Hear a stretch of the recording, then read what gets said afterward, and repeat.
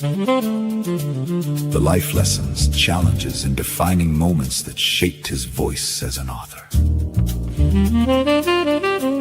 Each episode explores the inspiration behind his books, the purpose in every story, and features select passages that bring his message to life. Meet his incredible friends and learn where his books are available, and how to stay connected as his future projects continue to unfold. So relax, settle into the groove, and let the jazz guide you into his world of storytelling and truth. Powered by SKST Radio Network and Street Grind Entertainment. Hello everyone. Welcome again to Books by Anthony Owens. I look forward to speaking with you all again, as I do every week. It's a pleasure to be here. I hope everyone's doing well and getting prepared for this long weekend that we're about to have, and make sure you be safe. And of course, I'm going to remind you that again before I leave. The things that I like to talk about, are things that we as individuals go through on a daily basis, like the struggles, the challenges, the joys, and, just a lot of different things that I like to talk about. Today, I'm honored to have a guest speaker. Her name is, she's Apostle Michelle Woodruff-Cooper, right? And she's this young lady. Let me tell you about her. I met her on TikTok probably almost 4 years now ago. And I had just started on my first book, and she was so instrumental in helping me to help me promote it and get it out there and do all those things. And since then, she's written her own book, and it's just a number of wonderful things this lady has been able to accomplish. And so, without further ado, I'm going to go ahead and bring her up. Miss Cooper, are you available? I am here. I don't see you. That's okay. You don't see me. Can you hear me well? That's fine. Yeah, I can hear you. Okay, that's fine. So tell us who you are, right, and a little bit about you. Oh, wow. So I'm Michelle. I am Michelle Woodruff-Cooper. I am passionate. I'm compassionate. I'm loving, and I understand my purpose and my reason for being here on this planet. I have pursued that, prayed for that, asked for that, and just truly want to make a true positive impact in this world while I'm in this world. Yeah. So what? So I see that you're an apostle as well, right? So that means that you know a lot about religion and the church and things of that sort. How long have you been apostle? Well, me being an apostle doesn't mean that I know a lot about. Listen, let me just say this. That word apostle sounds really big, and it sounds, I don't know what it sounds to people, but that word just simply means I am sent. It means I'm willing to serve. It means I'm willing to serve at a greater capacity than most would ever. I surrendered my life to Christ when I was 10 years old. Had no idea what the Lord was going to do with me in my life. I just knew that I wanted to please Him. And I was in church, and I went through quite a few places where people wanted to place these titles on Anthony. And I just wanted to be just Michelle.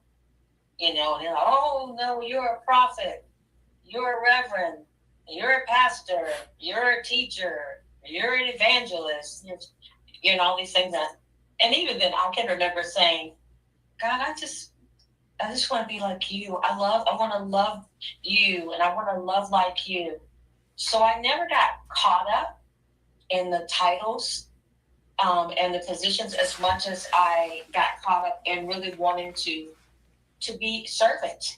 And so apostleship came along in a time in my life where I went to visit a church, and one of the apostles at this church stopped me and said, do you recognize the mantle of your life? And I was like, I don't quite know what you're talking about. And he said, you have an anointing over you that is called to go and to equip others. So that's basically what it is. Okay. And so, the reason why I asked that is because I grew up in the church, right? Religion, I wouldn't say was forced on me, but that's all that my mother knew and her mother. And so obviously it transcended into me. And I've been, that's just been a part of what I initially started on, knowing when I was younger. So since all of those things that has happened to you in your life, and I know you've been through a lot of traumatic stuff, and like on this show, I've talked about domestic abuse, right? Bullying, fatherlessness, a number of different things. And I'm quite sure you too have come from a very humbled life, right? Humble beginnings, if you will. And so you know what the struggle looks like. You know what syrup sandwiches look like, right? So describe to me some of those difficult moments that you've gone through in your life and how you got past them. I'm not gonna say besides praying, right? But in addition to praying, what else? How did you get through some of them? Let me hear them, please. Well, so Anthony, the first thing that I had to get past was people. I had to stop looking at the people. I had to stop looking at my parents, my grandparents, my aunts, my uncles, my cousins, all these people who I, for a very long time, was idolizing. And I had expectations of them and expectations that I wanted them to be perfect. I wanted them to be people who walk what they talked and never failed, because I was holding charge back to them. And when I finally learned that my relationship and my walk with Christ is based on me, and it's based on my level of commitment and my level of dedication to my, not religion, relationship with my Creator. That was the difference. I was watching a lot of religious people, and they were pointing fingers, and they were judging, and they were all these things that religious people do. And then they were failing, and I was like, and you're supposed to be a pastor. You're supposed to be a deacon. You're supposed to be this. And so then I was failing too. But the more that I got in God's word, and I allowed God's word to get in me, and I really began to study God's word, study the exegy, the eisegete, the hermeneutical, the homiletics of the Bible, of the word, and how it related to me personally. I got an understanding that this is a personal walk, Yeah. And you know what? That's interesting. You said that. And when I think about, like, there's a quote in the Bible. It says, "Faith without works is dead," right? And I've heard that for so long. And then because what I do, I go and I try to bring people not into Christ, right? I'm not like a minister or not like that, but I try to get people to believe in themselves, right? And to know that they can be better than where they are, the situation where they are now. They can come out of it if they don't like it, because it requires believing in whatever God you believe in, whatever faith you have, but have that also a belief in yourself, and then choosing to not give up, right? And when you have all those different things, all three of those things, you can accomplish quite a bit. That's exactly right. And so that's exactly right. Because, I have a slogan that I tagged years ago for myself, because my faith, I just always tell people, it's my faith that has fueled me. It is my faith. Okay. It is my belief that God's word and God's promises are true for me. Right. And so the reason why I brought up faith without works is dead, even in the Bible, when they talk about works, they're talking about good deeds for the Lord and for others. It never say faith or works for yourself. It doesn't. Because I've even asked scholars and everything. So when I talk about faith without works is dead, I'm talking about it's okay to believe in your God, that He's going to come through and do these things for you. But then there's things that you have to do, the goods for yourself. Like, for instance, if you're out there looking for a job and you're sitting around waiting, believing that your God is going to take care of it, it's going to require more than that, right? You're going to have to go do your research. You're going to do your study and get certifications, do whatever you have to do, and do those works for yourself so that you too can be able to get what you want in life. You can't sit back and say, God's going to send me a man, I'm just going to wait for him, and you don't even leave the house. Nobody's going to knock on your door and say, hey, honey, I'm here. Let's go on a date, right? It doesn't work like that. So those works that I'm talking about are works you do for yourself. Yeah, it's all kinds of instances like that in the Bible. And the one that comes to mind right now is the man that laid by the pool of Bethesda. You know, he laid there waiting for the water to be troubled, but he laid there waiting for somebody else to put him in.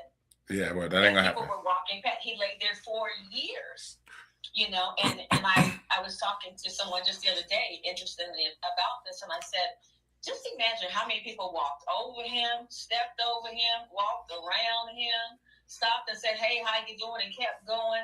And then when Jesus came along, Jesus said this. He said, will thou be made whole? He simply asked him, Jesus, who is all power, based on my belief and my faith, said, will thou be made whole? So he basically was questioning him and asking him, what are you going to do about this? Right. What are you going to do about this? And then he said, yes, I want to be made whole. And then Jesus didn't say, okay, well, I'm going to pick you up. I'm going to help you. He said, well, get up and pick up your bed. There you go. And go. So let me change the subject a little bit, right? I would be remiss if I didn't bring up some religion, right? Because here I am speaking to an apostle. But now I want to go worldly, right? I want to talk about some of those things that you've gone through, like, you know, abuse. And I know you've mentioned that before. Tell me about your experiences with domestic violence or domestic abuse, right? And I want to hear from your eyes and from what you saw and how you felt. Absolutely. So I was born to two teenage parents, and I was born in '66, which is the height of all the civil rights stuff going on in the world. And I was born to two parents who came from impoverished backgrounds. Both parents, both family dynamics were impoverished. They were hard workers, but they were struggling. And this was adding to the story. I'll get my next book. My mother got pregnant and didn't know who my father was. She was dating two different guys. And so she picked the better of the two. And he went into the military. So we ended up moving to Germany. He did 2 tours in Vietnam. And something happened, and they did some blood work or whatever and found out that my blood didn't match. And so my mother and father divorced. And I went through a lot of abuse at the hands of my mother, and because she was having her own issues with the fact that she felt like it was my fault. And I'm sure that somebody out there can relate to that. They've been born, and you know, the child gets the blame for what's happened and what's going on. So we ended up moving quite a bit. We moved from Germany to Baltimore, or Baltimore as I like to say. And my mother remarried. I witnessed domestic violence there. I witnessed drugs, alcohol.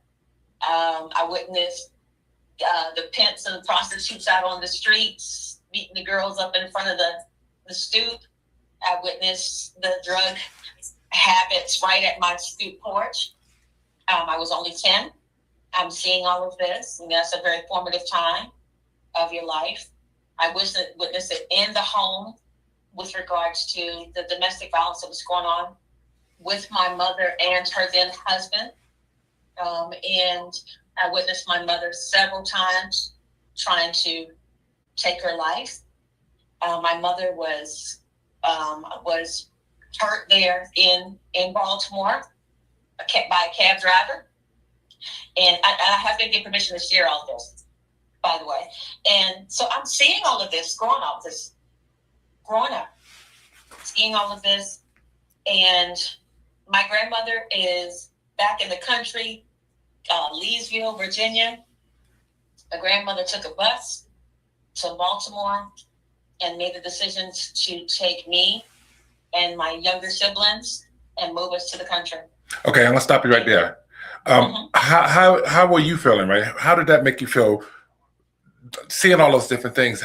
Like, what was your mindset? I know you were young. How old were you at the time, roughly? I was 10. Okay, so I was 10. so what if you can remember, what was your thought process? I felt out of control. I felt like a failure because I couldn't fix it. I felt helpless. You know, I had two smaller siblings. I'm watching my mom get her head beat in. And I'm the oldest child. And I felt responsible for everyone. And I couldn't do anything.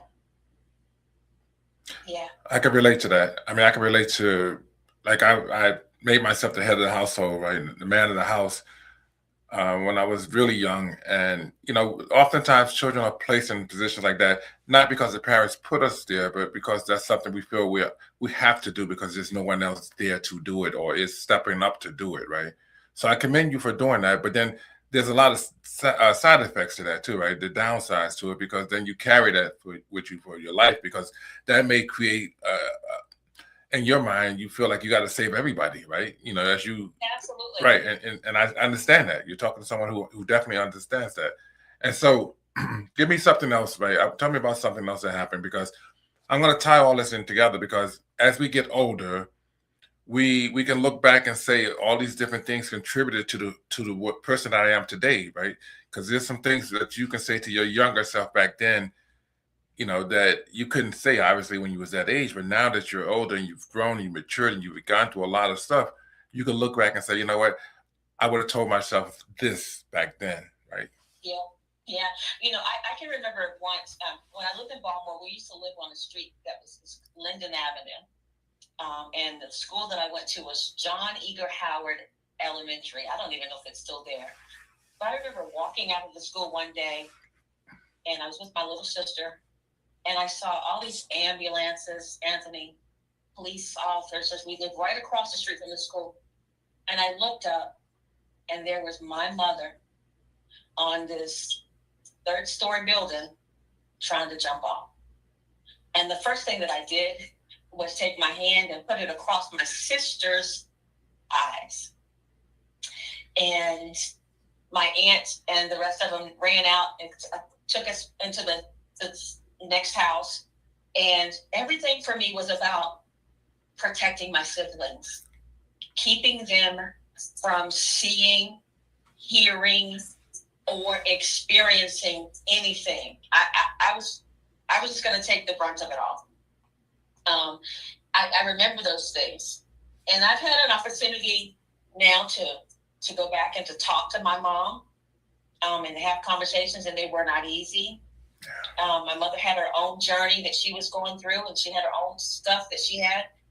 But part of my healing and my deliverance, in order to do the work, I had to have those conversations. Yeah. Those are tough conversations, and they are definitely needed. And so you're right, that is part of the healing process. But then obviously there's going to be more to it involved, right? You have to do some healing for yourself in addition to that, right? Maybe some some mental therapy, right? Some counselors, some other stuff, right? And so absolutely, this is not. Listen, remember I told you I was 10. I just turned 60 on Sunday. Wow, happy belated! And thank you so much. But this has been a commitment and a journey for myself, because I made so many mistakes until I got to this interview with you. Mistakes in relationships. I followed right down the same path of domestic violence. I made a lot of bad choices until I recognized, wait, I'm doing the very same things that I could not stand. So what do I need to do? And I sat myself down and said, okay, I'm going to do the work. I put myself in counseling. I put myself in groups. I went to groups of things that I did not struggle with, but I wanted to understand why those people struggled with those things. And then I found out things about myself, like in AA meetings. Anthony, I never knew anything about a dry drunk. A dry drunk is a person who doesn't drink alcohol, but yet still has some of the same temperaments and reactions as someone who has been drinking. Why? Because they witnessed that. So you can literally be so angry and so blinded by anger, or walking in unforgiveness, or walking in self-hate or self-loathing, because you did not fix the situation. And that's so true, right? And then back to when you were saying issues with relationships and things of that sort. And that's why a lot of times when I do my podcast, or when I do my social media lives, I tell basically everybody, but I tell specifically women that if they're going in and out of different relationships and finding out that a lot of them are not working, they need to take a look at themselves, right? And understand, first of all, that they are worthy of somebody better, right? That they have to know their own worth before they go out there and just give themselves to just anybody, right? And a lot of times I think people don't value themselves. They have low self-esteem. They don't think highly enough of themselves. So they allow themselves to be basically matched up to anybody that comes to them. Oh my goodness, right. Yeah. I definitely went through it. Listen, I went through marriages and divorces. And I tell people today, I'm very single today. I haven't dated now in the last almost 7-8 years. But one of the things for me is I kept marrying and dating the people that I needed to be ministering to, but I also was marrying and dating what I needed to be delivered from, if that makes sense. It does. Sounds like a double-edged sword, right? It sounds like you're going to get cut either way, right? So, yeah, that's not a good look, right? No, it wasn't. And it almost cost me my life. Several times it almost cost me my life. And I can remember having a conversation, and everything for me is on me and the Lord. I can remember having a conversation in one marriage where I was being bit and I was being strangled, and I was crying out and I was saying, God, I don't want this. I don't want this, God. God, I don't want this. Please, I don't want this. And it was like I was saying to God, okay, God, I get it. This isn't what I want. This is what I need. Because listen, here's the thing about domestic violence, especially those of us who have experienced it in any capacity. We have warning signs. And oftentimes we try to boast over those. We water them down. We say, oh, he didn't mean that, or she didn't mean that, or whatever the case may be. But the truth is, they very well are showing you who they are and where that relationship is headed. But a lot of times we want to change things. I felt like I could change the men that I was with. I could make them better. I could make them not want to hit me. I could make them want to serve God. I could make them want to dress better, make them want to work, make them want to be faithful to one woman, make them be great parents. And the truth was, as much as I was trying to pull them up, they were pulling me down. Right, because you were giving so much of yourself and not even taking care of you, right? Because and that's like when you do for so many people, right? Like you have done in the past and could probably still continue to do, but you have to take some time for yourself and realize that it's not about everybody else. It has to be about you too. And in order for you to keep pouring out like you have been and like you are, you got to find a way to make sure that you restock your refrigerator, right? And your goods, and make sure your pantries are full. Because if you don't give away everything that you don't have, what do you have left? And next thing you know, you're scrambling. You know I ended up homeless. Yes. You know that. You know I ended up literally living in my car and living in a storage unit. And the very people that I had poured out to for hundreds of thousands of dollars, I had poured into them. And when I called them back for help, they had no help for me. And so one of the things, especially over the last 5 years, that I've learned is how to say this very complete sentence. No. Yeah, that's about as complete as it comes, right? And I've struggled with saying no, but I've gotten better. And I remember when I was younger, right? I couldn't just say no to people. I couldn't just, if I did or said anything that I thought was hurting somebody's feeling, I would feel terrible. So a lot of times, and we've been always, like, for instance, I was always taught, never do bad, never treat people the wrong way. You treat them like you want to be treated, right? And those are good things, right? But some other people are not taught those things. No. And so you're dealing with those same people that you're trying to be nice to and gentle and kind and giving to, and they've never been taught and could care less about reciprocating. So exactly. So that creates a problem. I know in your book, your book came much further than mine came, but in Sandwiches, on chapter 4, you talk about time for change. And it's so important that you recognize when you realize that, what does it say about insanity? Is to continue to do the same thing over and over and over again, but expecting something different. Right. But in your chapter 4, you talk about time for change. Yeah. And change is not a change until what? Until there's a change. Until there's a change and you do something different. Yes. Right. You can't keep doing the same thing, drinking every day and saying you're not an alcoholic. My neighbor's a functional alcoholic, but he'll deny it up and down while he's asking for another drink. While he's asking for another drink. Exactly. But when you come to yourself and you recognize, I think the first thing is, you've flown on airplanes. Yeah. I've flown on many a time airplanes. Or two. Yeah. A time or two, exactly. When that stewardess comes out and they say in light of emergency, when that mask comes down, who does it go on first? On you. Exactly. Because same thing. Right. So that's why I was telling you earlier, make sure we take care of ourselves. And I say we, the collective we, because I'm included as well, because I'm always the giving and caring type person as well. But we have to start making sure we take care of ourselves, because we got to be able to, if we want to, help others, right? So. Exactly. We cannot give from an empty bucket. And so I'm grateful.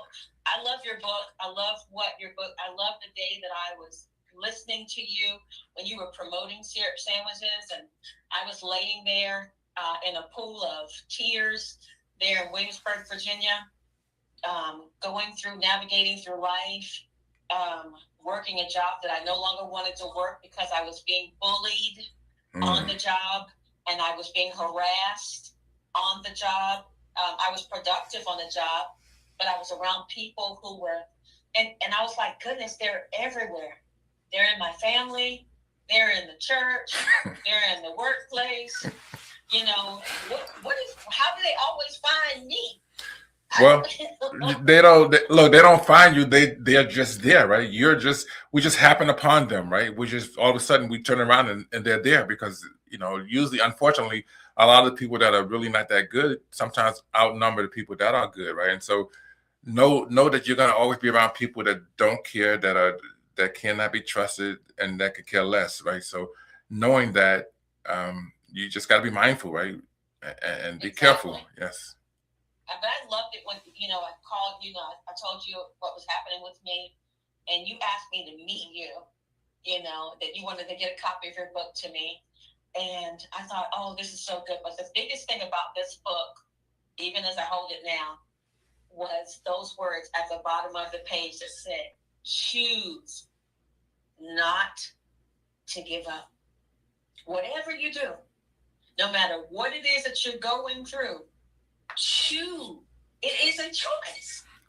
It is a choice. Not to give up. And that inspired me. I know you always talk about not being a religious person and all this or whatever, but you are so inspirational. You're such a gift to this earth. You're such a gift to people, to ordinary people. You're an extraordinary man. Wow. And your words have so much purpose and so much power. And you blessed me, who was someone who was slated to bless other people.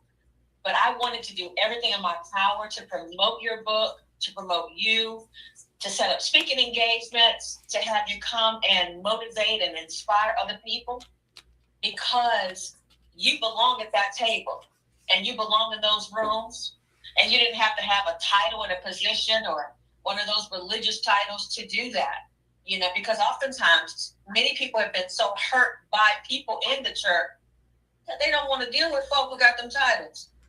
But somebody who just comes natural and just says, look, I've been through some things too. Well, since my childhood that I'm still working with, but choose not to give up. and you know what? Awesome. And you know what? I don't even know what to say. I appreciate you wholeheartedly, and there was some very, very kind words from you. And we're gonna go ahead and take a break, but we're gonna talk about that when we get back. Okay? Absolutely. Thank you. From the heart of the coast where the waves rise high,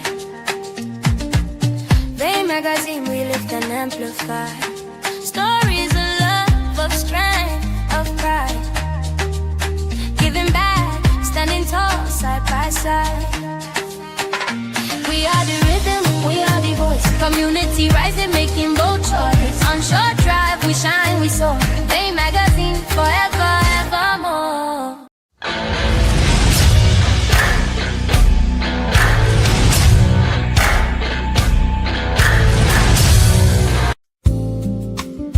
Thank you for tuning in to today's episode of the book.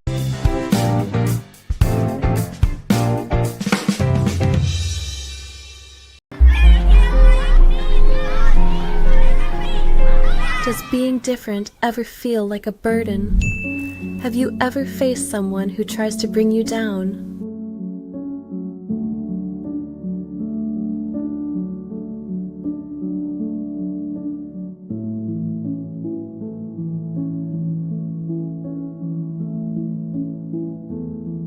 You're not alone. Many kids face bullying, but there's a way to rise above it. In Raw Power, meet Ari, a young boy who discovers his inner strength. With hard work and dedication, he builds his confidence and learns to stand up for himself. Raw Power is a heartwarming story that teaches kids the importance of self-belief, personal growth, and forgiveness. It shows them that they can overcome bullying and become resilient, kind-hearted individuals. Empower your child to face challenges with courage and compassion. Get your copy of Raw Power today. Hey, welcome back. Can you hear me? Michelle? Can't hear you. You can't hear me? Can you hear me now? Hello, can you hear me? Can you see me? I can see you, but I can't hear you. Okay, I hear you, but I can't, but you can't hear me, huh? Let me, wow. So what you was talking about before. Oh, you got to read lips now, right? I just can't hear you. Oh my God. I can definitely see you though. Okay, so I'm gonna try to, can I call you on another line? You can't hear me. What am I talking about? Unbelievable.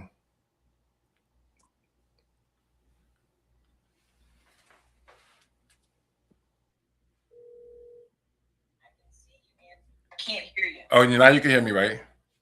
I can hear you now. Okay, you're on my phone. That's why. That's on her end. She needed to go out completely and come back in.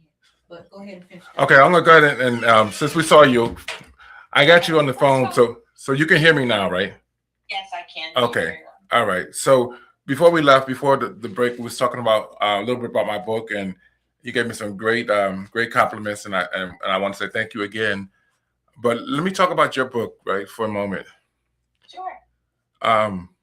You decided to write this book not that long ago, actually.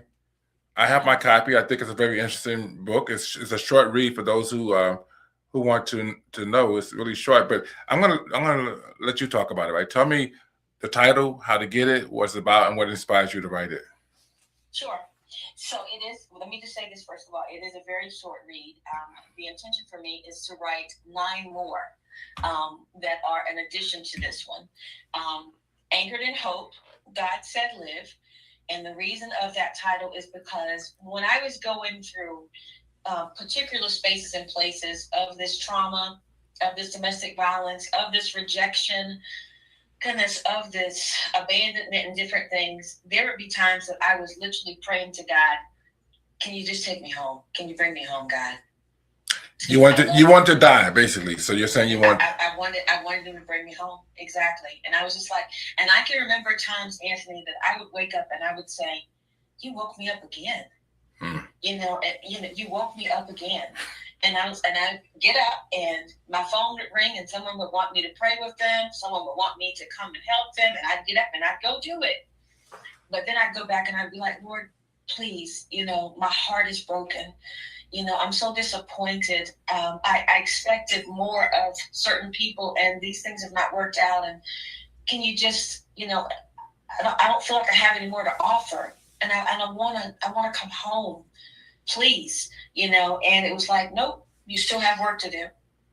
And I know what it feels like when you feel that you have poured and poured and poured and you've given, and you've gone out of your way for other people to help them do whatever needed to be done, and they go the opposite way, or you are in a position where you need help and people have turned their back on you.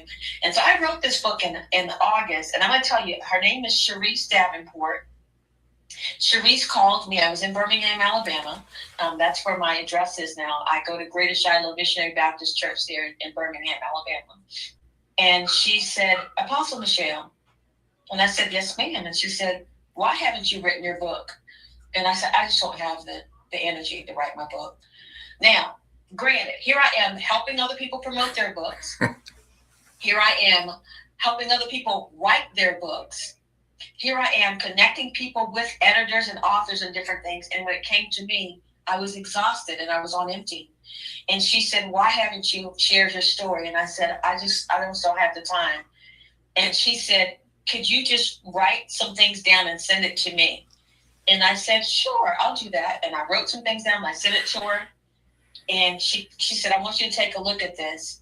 And the bit of stuff that I wrote to her, she edited it, illustrated, took it, and then I got the energy to get back in the race, and I made a dedication and a thank you to lots of different people. And I want to say this about this book, Anchored in Hope, God Said Live. When you go to the personal dedication, many, many people are listed there. Anthony, not all of those people were good to me. Not all of those people were people who wanted to help me. Some of those people were people who ridiculed me and laughed at me and made fun of me and made fun of my plight and my situation.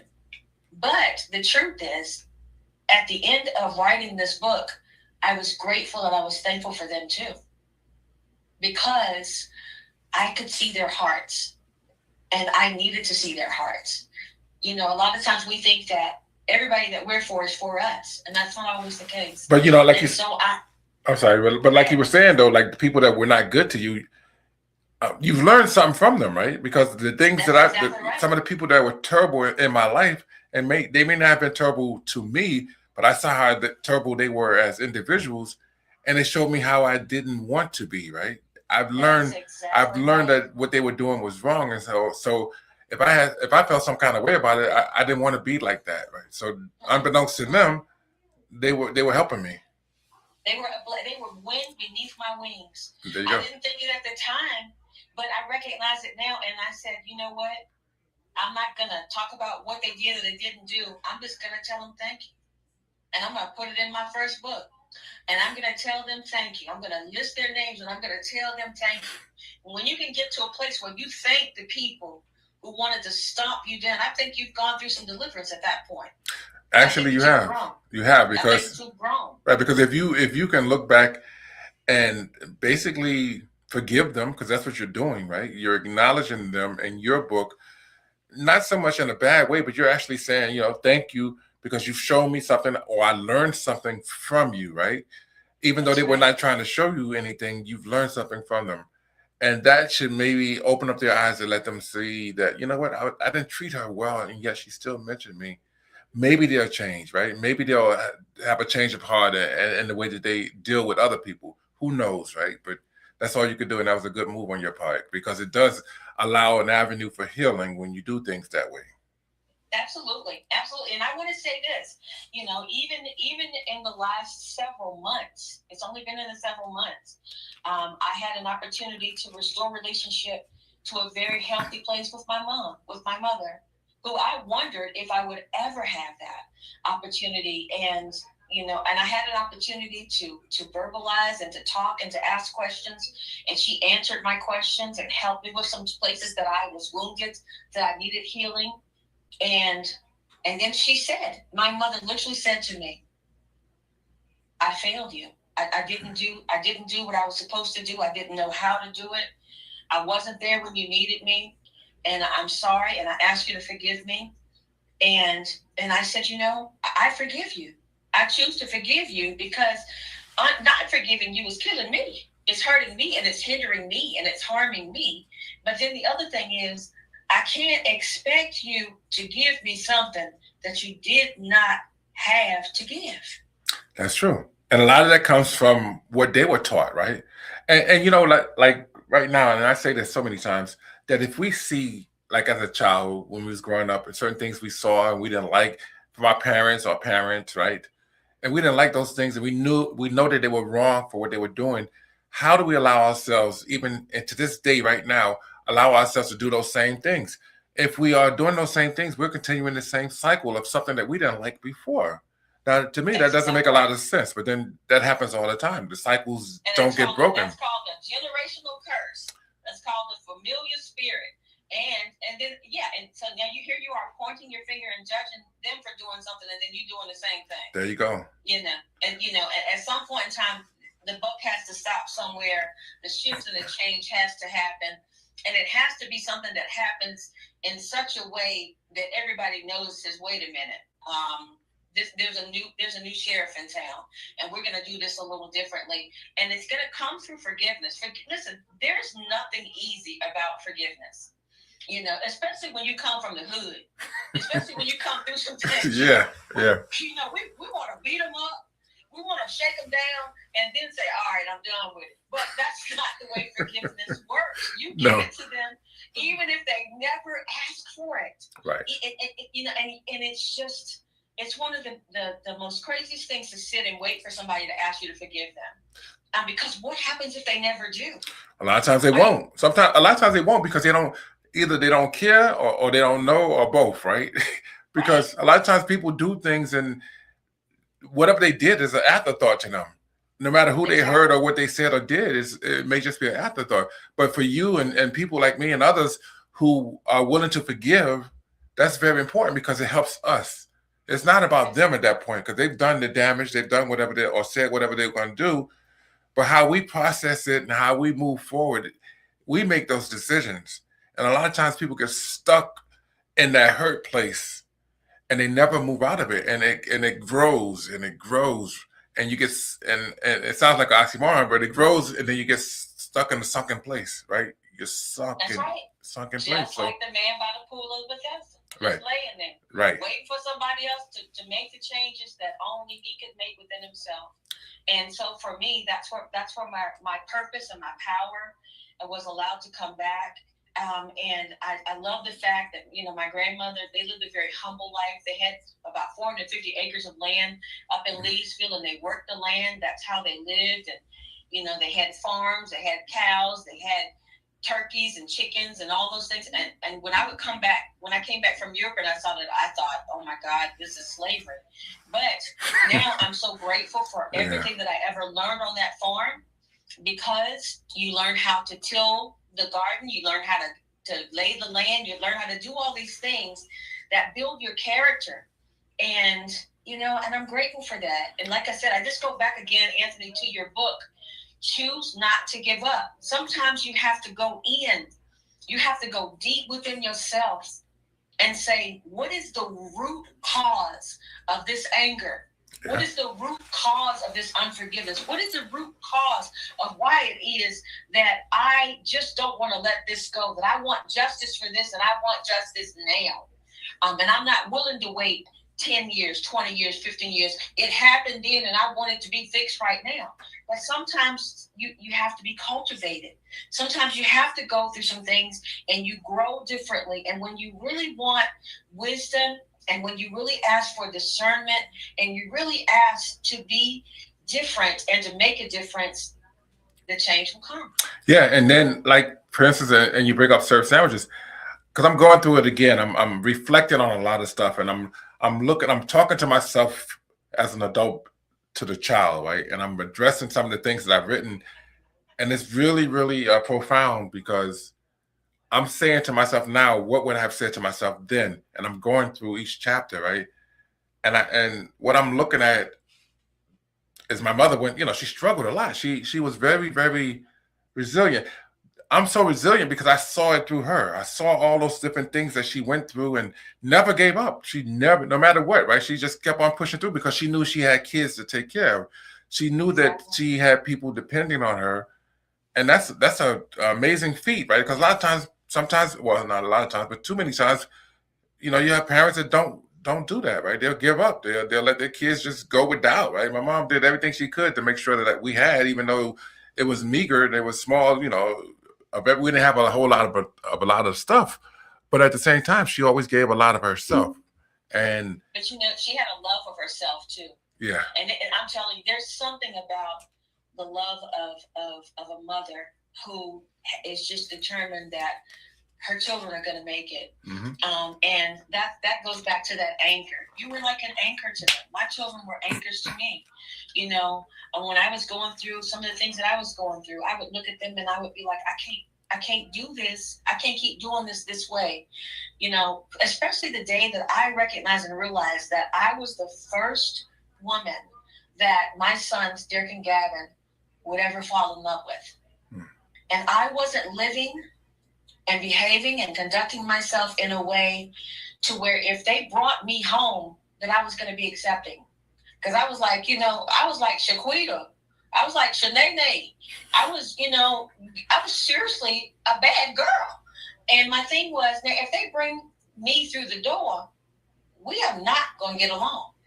But the change had to change in me. I wanted them to see me change and see me be different.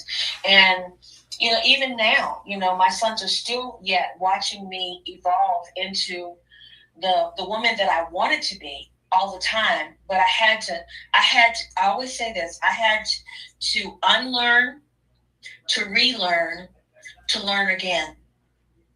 So, how butterflies have their metamorphosis experiences. Yeah. I had to go through that. And it is not an easy task. Even when you desire to change and you desire to grow and you desire to be different, you're always going to have that that group of people who are like, come on now, and then you have that people who are like, yeah, right, you change or whatever. And sometimes you literally, Anthony, you have to leave everybody and get alone and get within self and make the decision that you want to leave this world with a positive impact and not the negative experiences and circumstances that you've gone through. You want to show someone that you can get through it. And sometimes you have to leave everybody and get alone and do the work that's necessary. Right. And so that to me, that's what I call that process of knowing who you are, right? Identifying who you are as an individual. What makes you tick? How do you live? How do you move? How do you think? A lot of times people don't know that. They don't even know what makes them happy most of the time. No. So once you identify who you are, who you are, what's your character? What are you still going around here lying like you're back in your 20s, right? Are you still lying and running the streets and doing those things and not aware of who you are as an individual? Are you mature enough to take responsibility for things that you said that are wrong and know that that you're doing that are wrong? A lot of people don't take responsibility, right? So listen, let me tell you, I was a bad girl. I came out of a pagan family. We did bad things, and I found myself going back and making apologies, Anthony, to people. I can remember one time I went back to a woman that I had been involved with her husband. I'm going to put it out here. I've been involved with that lady's husband, and I was a young woman. I was coming right out of my teenage years or whatever, and had gone through my first divorce. And there I was messing with that woman's husband.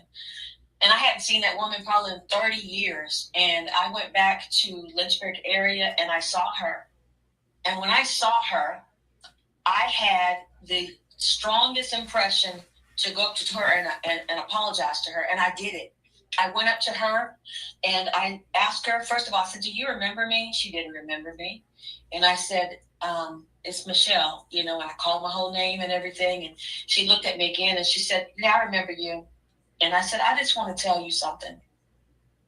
I want to tell you that there's been a change in my life. And I want to tell you that I've grown and gone through some things myself. And I want to ask you to forgive me. I want to ask you to forgive me because I hurt you years ago. She looked at me and I said, I don't know if you ever knew or not, but, I hurt you.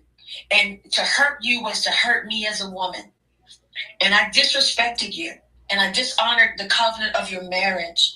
And I just ask you to forgive me. And I want you to know that I'm not that same person. I don't think that same way. I don't function and walk that same way now.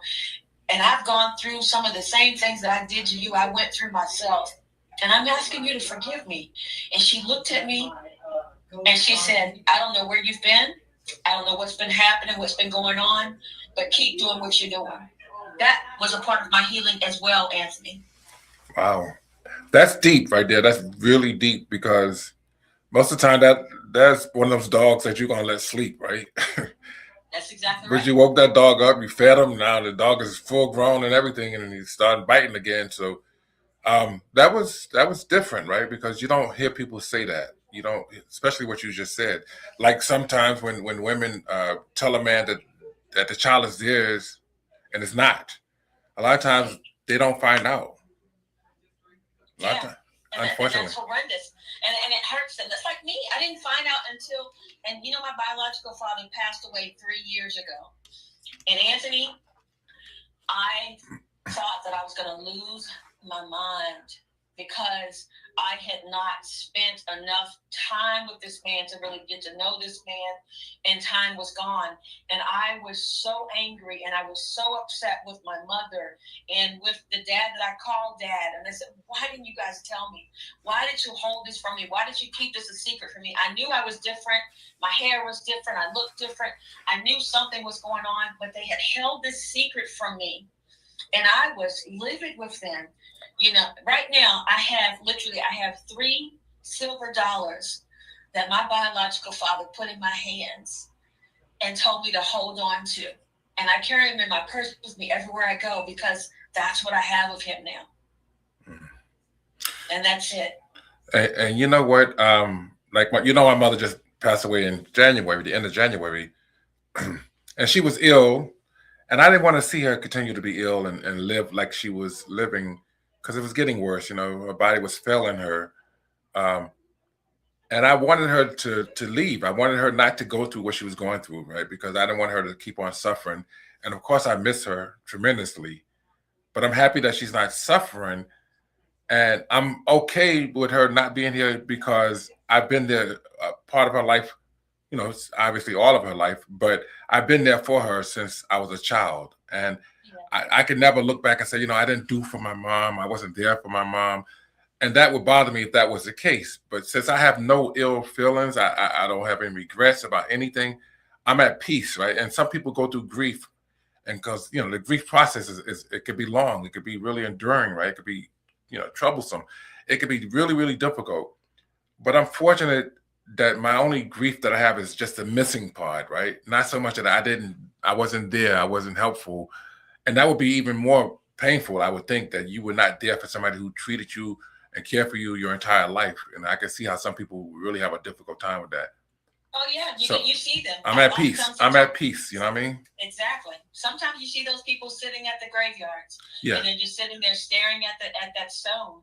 And I tell the lady that I'm caring for right now, Miss Vivian, I tell her all the time, I say, Miss Vivian, we have this moment. Now, I learned that when I worked for a ministry in Indiana years ago, and I think they have a song out there about it, but we literally have this moment. And if you have someone heavy in your heart and you haven't gotten it right and they're still alive, this is the time that you make that right, because when they're gone, you don't get to bring them back to then make it right. That's true. You know, and if we valued people and time more than we valued titles and positions and material things, then we would have, the world would be a much better place today. Well, and not only that, if people mind their damn business. No, really, no. You as an individual, you don't have a right to tell anybody who they should worship, who they should love, how they should dress, right? What they should wear. None of those. You don't have that right. You don't have a right to treat people poorly because you don't agree with how they look, or how they, well, who they, who they love. You don't have that problem. You don't have that right. We have a right to represent the one that we have accepted. And I believe, in my belief, I believe that he's King of Kings and Lord of Lords. But here's the thing. I have a right to walk that out every day as an ambassador of my God and love people. I love people. I love them. And even when I went through being homeless and living in a storage unit and sleeping in a car and calling you and crying and calling other people and crying, and you were cash apping me money to get me food and all these different things that were going on, I was still loving people wherever they were, because you can have mountaintop experiences and you can have trench experiences, but who you are in either one is going to show. It's going to show. And at the end of the day, in the Word of God, it says that we work out our own soul salvation, but I just love people. I just love people, and nobody can ever convince me not to love them. And here's the thing: I'm not Jesus Jr. I'm not I'm God is my God. I'm just that person who just loves you. I'm going to choose to love you. I'm going to choose to encourage you. I'm going to choose to tell you all of my dirt and all that I did wrong, so that you don't think that you've made history, because you haven't, because chances are somebody else has done what you did and worse. I'm going to choose to talk about it, and I'm going to choose to show you what it looks like to walk free from that and continue to love and be elevated to wherever God wants me to be. Well, isn't it interesting how people who come from humble beginnings, like you and me and others, it seems like we're always nicer to people than the people that have everything and they can want for nothing, and they treat people like crap. They're miserable. They're miserable, because they're baffled. They are baffled because, wait a minute, I thought this was going to make me happy. I thought that was going to make me happy. I thought this was going to make me happy. That's why you see them unaliving themselves. That's why you see them miserable. And then you have parties, you don't know who your true friends are. Yeah. Listen, Anthony, I have millionaire family members. Oh yeah, I know. Who knew I was homeless? Who knew I was living in my car?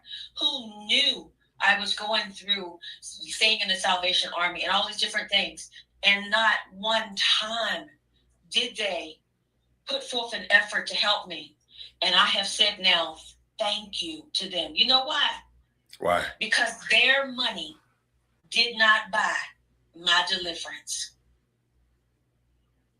Yeah. They could never take credit for where I am today. Only my God, my Creator, the lover of my soul, the one that I put all of my faith in, is the reason that I am where I am right now. Well, you know what? And in addition to God, you got to give yourself some credit too, right? Because you didn't give up, right? No. Right. And so we sometimes forget that we play a big role in how our lives turn out, right? Because we can kill ourselves just like some of these other people are, right? We can just just say we quit, but we believe that it's going to get better, so we stick around. We don't want to just give up like that, because you said you wanted to die before but you didn't kill yourself. I did. You're still here. I did, and you know what? And like I said, I'm grateful and I'm thankful more than anything. And I've lived to write this book. I'm going to write the rest of the books, and all I'm going to do is just tell them thank you. Okay, and listen, on that note, I got to get ready to go. The show's about to wrap up, but I would love to have you back on the show again. What do you think about that? Come back. I love to come back, Anthony. I appreciate you, and I just thank you again. And I pray that everybody buys your book. And I pray that they buy yours as well. Yes, and blessings to you. Blessings to your family. And I'm excited to see what the future holds for all of us. Remember, we have this moment. Thank you, Coco Freckles. And thank you. And it's been an honor. I'm glad that you were able to make it. And next time it'll be better. Take care, everyone. And I'll see you guys again. Hopefully next week I'll be out of town. I might do it from where I'm at. Who knows? Fantastic. I love that. Have a blessed evening. Thank you, YouTube. Goodbye, everyone. Thank you for tuning in to today's episode of the Books by Anthony Owens podcast show. We hope this was a conversation that truly inspired you and gave you something meaningful to carry forward. We appreciate